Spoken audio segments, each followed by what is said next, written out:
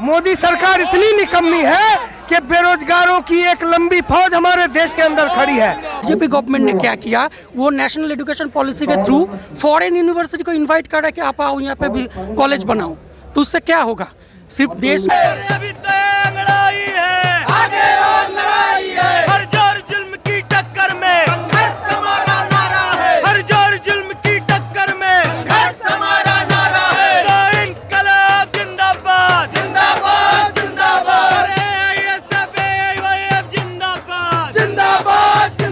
हमारी डिमांड है कि भगत सिंह के नाम पर Bhagat Singh national employment guarantee जो कानून है वो पास किया जाना चाहिए।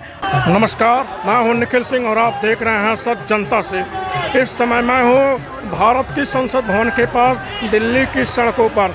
दिल्ली की सड़कों पर आज देश भर के युवा धरने को मजबूर हुए हैं। आखिर क्यों मजबूर हुए हैं? देश भर का युवा मोदी सरकार की नीतियों के खिलाफ प्रदर्शन कर रहा है, नई शिक्षा नीति के खिलाफ प्रदर्शन कर रहा है, बेरोजगारी के खिलाफ प्रदर्शन कर रहा है। जहां तक बात बेरोजगारी की है, हाल में ही अक्टूबर महीने में CMI ने अपनी ताज़ा रिपोर्ट में बेरोजगारी को लेकर के जिक्र किया था। उसमें यह जिक्र किया गया था कि भारत में बेरोजगारी दर 7.4% बढ़कर हो गई है, जबकि पिछले महीनों यह 6.8% थी। यानी जैसे जैसे समय बढ़ता जा रहा है, भारत में बेरोजगारी बढ़ती जा रही है, बावजूद भी सरकार इस पर अमल नहीं कर रही है।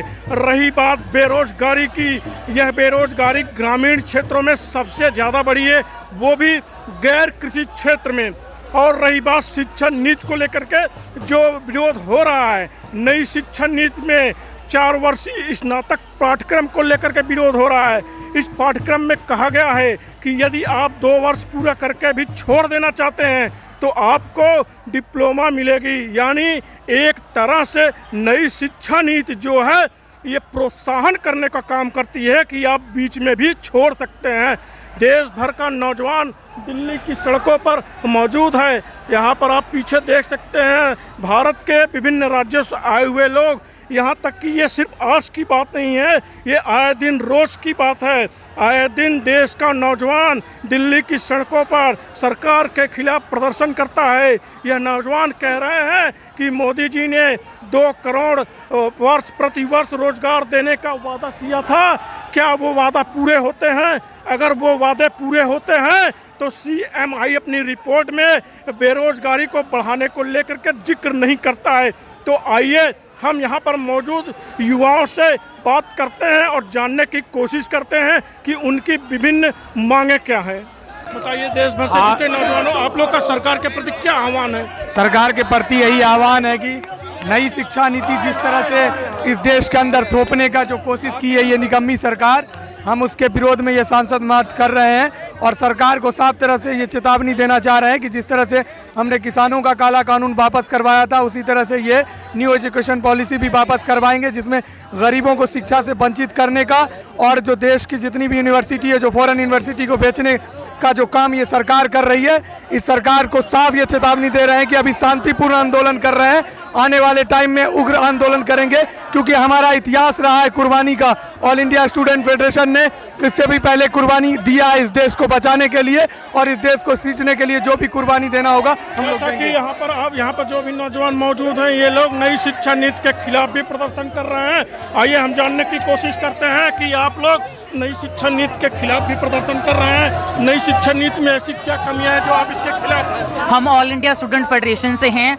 आप जानते हैं जब से मोदी सरकार अपनी हुकूमत में आई है और मोदी गवर्नमेंट का ये वादा था कि हम मतलब कि हर वर्ष मतलब कि 2 करोड़ का जो रोजगार है वो पैदा करेंगे। पर आप देख सकते हैं मतलब कि देश के पूरे जो नौजवान हैं वो आज सड़कों पर हैं। आज हमारे ऑल इंडिया स्टूडेंट फेडरेशन के झंडे के तहत आज पूरे देश के जो स्टूडेंट हैं वो संसद का घेराव करने आए हैं। हम चाहते क्या है, हमारी डिमांड क्या है? हमारी डिमांड है कि भगत सिंह के नाम पर Bhagat Singh national employment guarantee जो कानून है वो पास किया जाना चाहिए। अगर हमारे देश में कानून होगा तो मतलब कि हमें रोजगार मतलब कि लेने से कोई नहीं नहीं रोक सकेगा। तो इसलिए हम कानून की जो लड़ाई है वो उसको मतलब कि आगे बढ़ाते हुए आप देख सकते हैं, आप जान सकते हैं कि दिसंबर में मतलब कि जो पार्लियामेंट्री जो मार्च का मतलब कि सेशन शुरू होने जा रहा है, तो उस सेशन में हम चाहते हैं कि जो भगत सिंह के नाम पे ये जो मोदी जो हुकूमत है मतलब कि जो समय समय पर मतलब कारपोरेट पक्षी जो कानून को लाकर मतलब कि जो हमारे देश को लूटने का काम कर रही है, हम उसको मतलब कि आज मतलब कि चेतावनी देने आए हैं।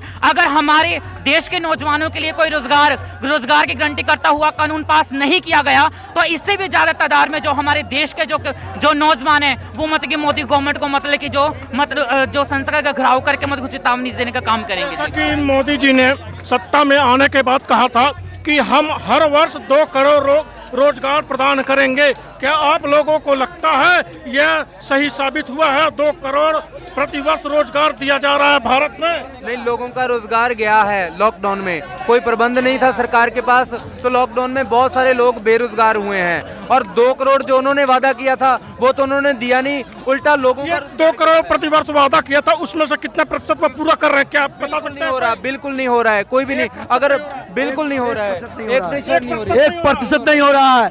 ये मोदी जो है झूठ को इतना बार बोलता है, इतना सफाई से बोलता है कि झूठ भी जो है सच जनता को लगता है और भोले भाले जनता को ये गुमराह कर रही है।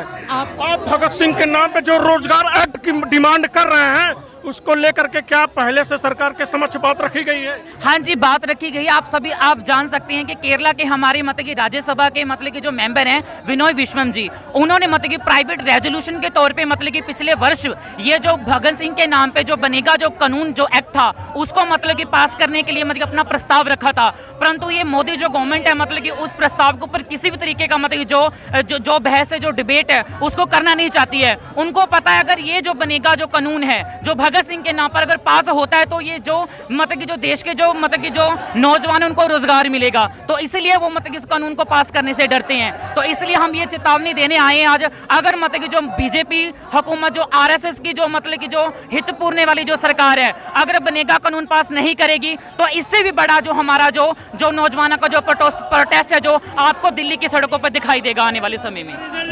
ऐसा क्या कारण है कि देश भर का नौजवान आए दिन दिल्ली की सड़कों पर हंगामा धरना करने को मजबूर रहता है, क्या बताना चाहेंगे? देखिए, बात है क्या कि देश को मजबूर किया गया है मोदी गवर्नमेंट के द्वारा। देश की जनता को, छात्रों को मजबूर किया गया रोजगार के लिए। बेरोजगारी इतनी ज़्यादा बढ़ गई है कि हम लोग को उतरना पड़ा है रोजगार के लिए, यही बात है। और जो 2 करोड़ की बात है तो 2 करोड़ ये जुमलेबाजी था। 2 करोड़ का 2% भी पूरा नहीं हुआ है। ये सारी मोदी गवर्नमेंट की जुमलेबाजी था, बस यही। क्या लगता है मोदी जी सिर्फ जुमलेबाजी करते हैं? हाँ, जुमलेबाजी के सिवा कुछ करते ही नहीं है, जुमलेबाजी ही करते हैं सिर्फ। अच्छा, उनके कुछ वादे बता दीजिए जो वादे वो किए ही नहीं। कुछ वादे नहीं पूरे किए अभी तक। बता दीजिए कौन सा वादा? कोई भी वादे नहीं पूरे। युवाओं का कौन सा वादा? जैसे रोजगार देना था 2 करोड़ हवा में चला गया, 15 लाख का हवा में चला गया। ये सब हवाबाजी है। जिस तरह से जाति धर्म करके ये जनता से वोट लेते हैं, बट लेते हैं तो यार जो रोजगार है वो तो पूरा करो, जो वादा किया वो तो पूरा करो। वो कौन करेगा? सिर्फ वोट लेना है। लोग के साथ ऐसी क्या स्थिति हो गई कि आप लोग आए दिन सड़कों पर धरना देने को मजबूर हो रहे हैं? अभी की जो सरकार है उसने 2 करोड़ युवाओं को हर साल रोजगार देने का वादा किया था। उस हिसाब से अभी देश के 16 करोड़ युवाओं को रोजगार मिल जाना चाहिए था, लेकिन मोदी सरकार इतनी निकम्मी है कि बेरोजगारों की एक लंबी फौज हमारे देश के अंदर खड़ी है। दूसरी तरफ कोई भी शिक्षा आयोग या शिक्षा नीति बनती है तो वो आयोग या तो आयोग से होती है, नहीं तो संसद से पास होके होती है। लेकिन ये पहली शिक्षा नीति है जिसे न ही किसी आयोग से बातचीत करके पास किया गया और न ही संसद में पास किया गया। भाजपा खुद अपने दल के अंदर इस बात पर डिस्कशन करके नई शिक्षा नीति जो गरीबों को शिक्षा से वंचित करने वाली नीति है इस देश के अंदर थोपने की कोशिश की गई है। इसके विरोध में AISF, AIYF आज पार्लियामेंट मार्च कर रहा है इस चेतावनी के साथ कि नई शिक्षा नीति अगर वापस नहीं लिया गया और रोजगार का वादा जो मोदी सरकार ने किया था अगर उसे पूरा नहीं किया गया तो आने वाले दिनों में हम लोग पूरे दिल्ली को को बंद करेंगे, इस बात का हम ऐलान करते हैं। जिस तरह से आए दिन निजी उपक्रम, सरकारी उपक्रमों को, सरकारी संस्थानों को निजीकरण की तरफ धकेला जा रहा है, उससे ये लगता है कि अब निजी क्षेत्र में युवाओं को रोजगार के ज़्यादा मौके प्रदान किए जाएंगे।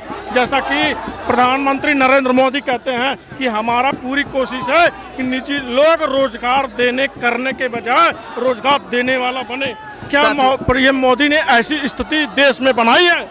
सबसे पहले आपको बता देना चाहते हैं कि यह मोदी सरकार जिस तरीके से चंद पूंजीपतियों को सब कुछ हवाले कर देना चाहती है, धीरे धीरे जो है वह सब शिक्षा व्यवस्था को बेच देना चाहती है। अगर यही चीज़ लागू रहा, लगातार होता रहा, तो आने वाले समय में जिसके पास जितने पैसे होंगे उतना ही शिक्षा ही हासिल कर पाएंगे। और इसके खिलाफ AISF और AIYF लगातार आंदोलन करते रही है और आगे भी करती रहेगी। आपको यह भी बता देना चाहते हैं कि मोदी सरकार जो 8 साल में जिस तरीक़ा से शिक्षा को पैरों के तले कुचलने का काम किया है और लगातार जो है वह शिक्षा पर हमला बोल रहा है। अभी जो है सैनिकों को लेकर बहुत बड़ा आंदोलन खड़ा किया गया था और 4 साल की जॉब देने की जो बात कही गई है, उसी तरह आने वाला समय में मोदी सरकार जो है वह शिक्षा का निजीकरण करके चंद पूंजीपतियों को जैसे अडानी और अंबानी को देना चाहती है, देकर और शिक्षा को पूरी तरह से ध्वस्त करने का काम करना चाहती है। बहुत बहुत इनके कहने का मतलब है कि मोदी सरकार सार्वजनिक उपक्रमों को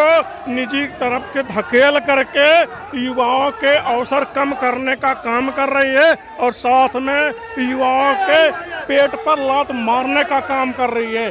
देश भर से आए नौजवान जो शिक्षा और रोजगार के लिए लड़ाई लड़ रहे हैं, जनपद से चली उनकी यात्रा को यहाँ जंतर मंतर पर रोक दिया गया है। उनकी यात्रा जो कि संसद भवन की तरफ जाने वाली थी, आखिर इस यात्रा को रोक दिया जा रहा है, जो कि दिल्ली पुलिस ने दिल्ली पुलिस द्वारा बलपूर्वक रोक करके क्या संदेश देने का काम कर रही है? देखिए, सबसे पहले तो वो लोग बोले थे कि आज मार्च करने ही नहीं देंगे, वो लोग बोले थे कि मीटिंग करने ही नहीं देंगे। कल शाम तक बात हो रहा था, वो लोग बोल रहे थे कि देखते हैं आप कैसे मार्च करते हैं। तो आप सब देखे हो कि हम लोग मार्च करके यहाँ तक आए, बैरिकेड तक हम लोग पहुँच गए थे और अभी 1 घंटा हो गया हम लोग मीटिंग भी कर रहे हैं। तो पुलिस का काम करने दीजिए, वो तो बीजेपी के ओर से काम करते हैं, सबको पता है कि दिल्ली पुलिस बीजेपी की पुलिस का दिल्ली पुलिस मतलब बीजेपी पुलिस। हम बोल रहे थे ना, ब्रिटिश पुलिस था और बीजेपी पुलिस है, दोनों एक जैसा ही है। जैसे ब्रिटिश पुलिस था, आज़ादी की लड़ाई जब लड़ा जा रहा था तो बाधा देता था, आज यहाँ पे दिल्ली में बीजेपी पुलिस भी वैसा ही है।